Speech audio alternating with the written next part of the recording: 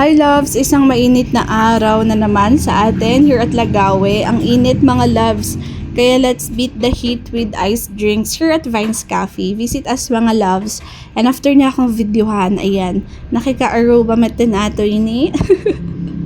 And balik na kami sa loob and meron tayong customers and binibigyan ko siya dito ng loyalty card. Mga loves, sa mga hindi ko pa nabigyan ng loyalty card, pag pupunta kayo dito sa Vines Cafe, hingi kayo kasi sayang din naman yun.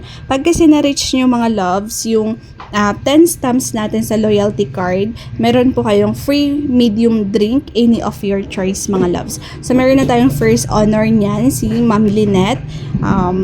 Tapos naka-reach na siya. And ayan, baka siya pa yung magiging second honor natin kasi dami niya ulit stamps. And ayan, tinuturuan ko yung bagong staff namin dito. I hope long term na sila. And nagpagawa ako dito ng hot coffee ko and Korean cheesy garlic. Nakakagutom pala mag-cellphone mga loves. Nakakagutom mag-cellphone araw-araw. Hindi, magdamag.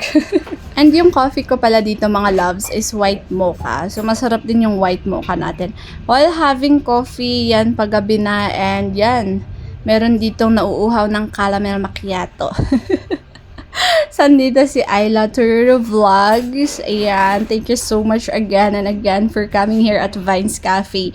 Tapos binivideohan ko siya. Tapos after ko mag-video, tsaka ako nagpaalam. Yung pwede ko siyang videohan, nakakatawa. But anyway, ayan, nagpa-practice sila na naman sa kanilang contents.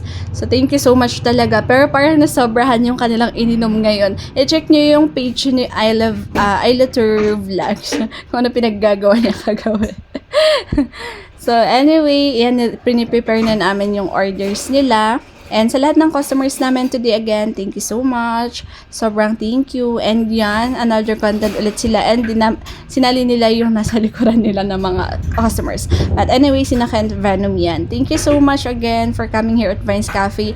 And yun lang, work hard, be kind, and amazing things will happen, loves.